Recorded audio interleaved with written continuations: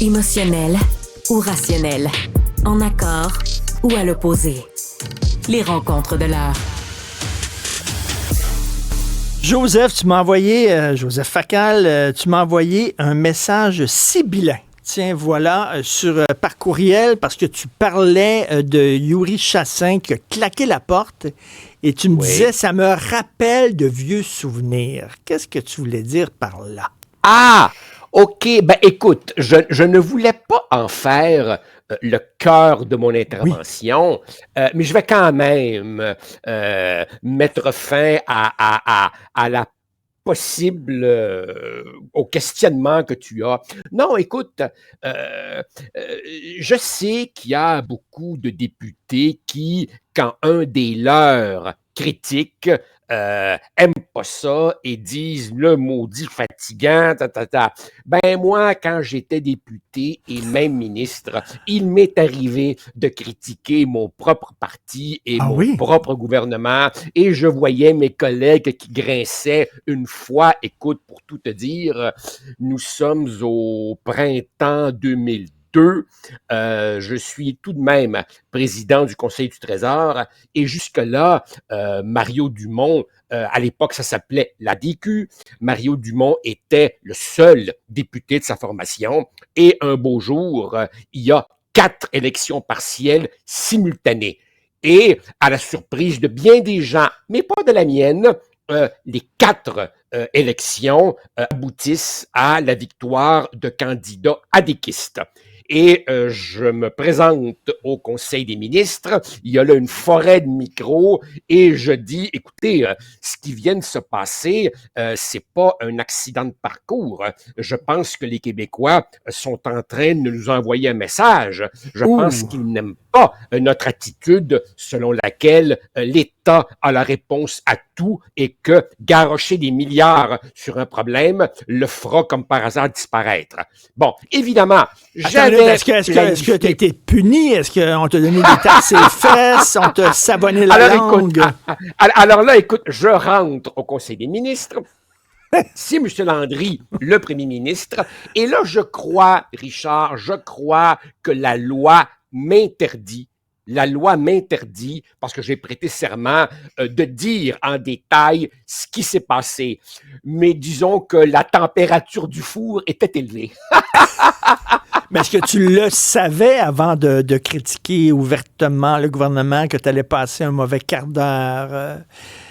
Ben, je savais certainement que ça allait déplaire à beaucoup de personnes, tu vois. Et à la différence de M. Chassin, je n'avais aucune intention de démissionner. Si on voulait m'enlever de là, ben, ce serait au premier ministre à le faire. Finalement, il ne l'a pas fait et on a fait la paix publiquement quelques jours plus tard. Il faut dire évidemment que Bernard Landry était pour moi une sorte de deuxième père. J'avais pour lui une affection vraiment filiale. C'était tout simplement un désaccord sur nos orientations. Mais ça pose était très interventionniste. Ben, ça pose une question philosophique importante qui touche la politique, c'est-à-dire que lorsque tu es élu, est-ce que ta fidélité première est à ton boss, c'est-à-dire le premier ministre, ou aux gens qui t'ont élu, puis au peuple québécois? Elle est où ta fidélité première? Okay. Là,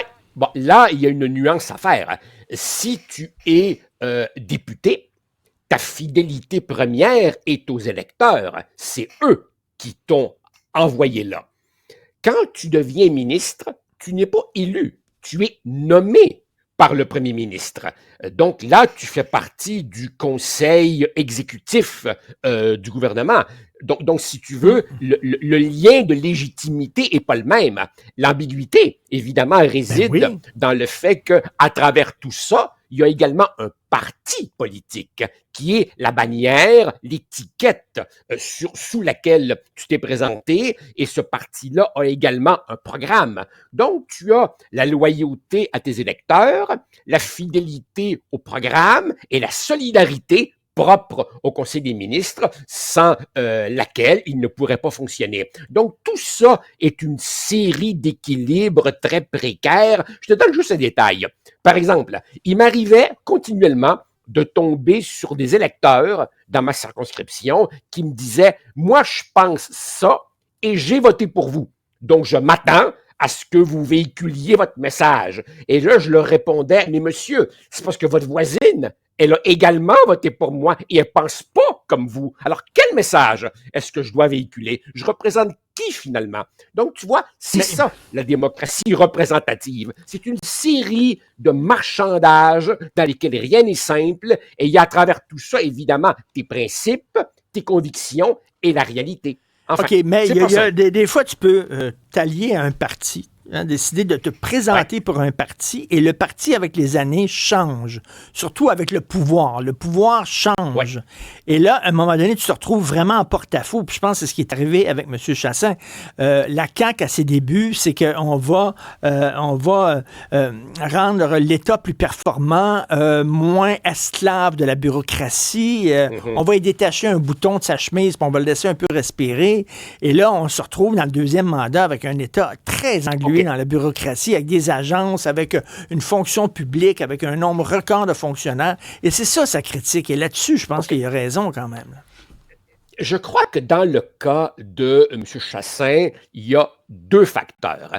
Il y a des convictions sincères. Bon, il faut connaître évidemment son parcours. Il vient de l'Institut économique de Montréal. Il croit en un État plus léger, moins interventionniste, et là, évidemment, il se retrouve membre d'un parti dont le gouvernement a fait 11 milliards de déficit et a augmenté le nombre de fonctionnaires. C'est pas du tout l'orientation qui était la sienne, qui est la sienne, et je peux comprendre donc qu'il se sent tiraillé. D'un autre côté, il y a aussi évidemment un dépit personnel. M. Chassin est indiscutablement un des plus brillants, un des plus éduqués, c'est un authentique intellectuel, il aspirait tout à fait légitimement à un destin plus élevé, comme chantait Aznavour, il se voyait en haut de l'affiche. Hein? Et qu'est-ce que tu veux? Ça fait 6 ans qu'il attend que le téléphone fatidique sonne. Donc, tout le monde a un prix. C'est-à-dire que si on te donne ta limousine de ministre puis ton poste, tu vas te fermer la gueule. Ça aide pas mal. Ça aide pas mal. Ça aide pas mal. Et je crois que dans le cas de M. Chassin, tu vois, quand M. Fitzgibbon a démissionné, il s'est dit, un ministre économique part, mon profil est économique, c'est maintenant. Là, on peut pas ne pas m'appeler. Et oups, c'est Mme Fréchette, que pas grand-chose finalement ne prédestinait à cette fonction, qui lui passe devant et lui reste encore sur les barrières. Alors, quelque part, je peux aussi comprendre son dépit. Tu sais, Richard, l'ambition, tant que ça ne devient pas une obsession, l'ambition, c'est pas mauvais. L'ambition, c'est le moteur qui te fait faire des affaires. Tu sais, un député qui te dit « je n'aspire pas à être ministre », c'est un maudit menteur. M-E-N-T-E-U-R. On voulait tous être ministres. Certains le sont, d'autres ne le sont pas. Et ceux qui ne le sont pas, ils finissent par trouver ça décevant. Ministère de l'économie et de l'énergie, c'est névralgique, c'est extrêmement important et c'est sûr que c'est le premier ministre qui cale les shots, comme on dit en anglais. OK? Alors, il vient de lui donner raison à M. Legault, Yuri Chassin, en se comportant comme il se comporte, parce que si on ne l'a pas nommé là, on s'est peut-être dit c'est un gars qui est volatile, qui est trop sensible, qui claque des portes, etc. On va prendre la studieuse, la première de classe, tranquille, qui va dire ce qu'on lui dit de dire. Mme Fréchette, c'est pas un peu ça? Il vient de donner raison au gouvernement. Il y a un peu de ça, tu vois. Il y a quelques semaines, quand les gens parlaient du passage de M. Fitzgibbon, on notait qu'il déplace de l'air, il remue, il pile sur des orteils. Et certains disent « Ah, mais M. Legault, il savait quelle bébite il achetait. » Alors évidemment, tu prends les gens tels qu'ils sont. Puis des fois, tu te dis, bon, OK, lui, là, il va briser de la porcelaine, mais il va faire des affaires. Puis d'autres fois, quand ça a trop brassé, tu dis, OK, je vais prendre quelqu'un de plus cool, qui va suivre la ligne du parti, puis qui me fera pas de trouble. Et dans les gouvernements passés, il y en a eu de toutes sortes. Tu sais, tant M. Lévesque que M. Parizeau savaient que quand tu nommais Jean Garon, il allait se passer de quoi, là, tu sais. C'était évident. Mais en même temps, ces personnages hors série, ils livrent la marchandise, ils t'apportent des résultats. Donc, c'est une question d'équilibre. Des fois, tu veux ce qu'on appelle au hockey des joueurs d'utilité, puis d'autres fois, tu as besoin de joueurs flamboyants avec les bons et les mauvais côté de ça. Il y a un humoriste qui disait, écoute, je vais te dire ça en anglais. Sometimes you look for Mrs. Right and sometimes you look for Mrs. Right Now. OK? Alors, voilà. Pour te dire que il y a des souverainistes qui sont allés à la CAQ. Puis là, après ça, ils sont déçus parce que la CAQ est pas assez souverainiste. Ben oui, mais vous saviez, vous connaissiez la bête, vous avez rien qu'à aller au PQ, c'est tout. Alors, Yuri Chassin, dans toute son idéologie, puis tout ça, il appartenait au Parti conservateur du Québec. C'était ça, sa place.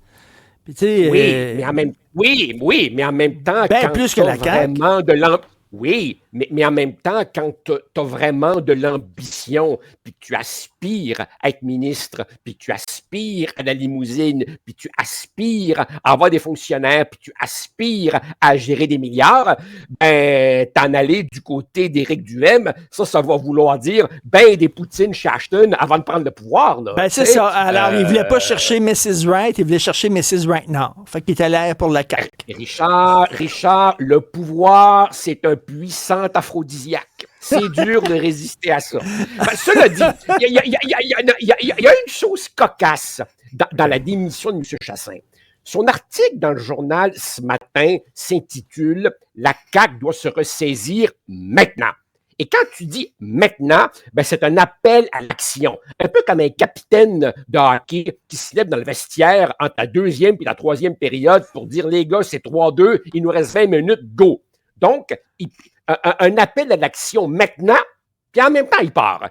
C'est un peu étrange. Mais comme je te dis, au total, c'est une combinaison d'ambition non assouvie que je peux comprendre. Je lui lance pas la pierre. Et en même temps, la réalisation que le parti est juste pas rendu là où se trouvent ses convictions.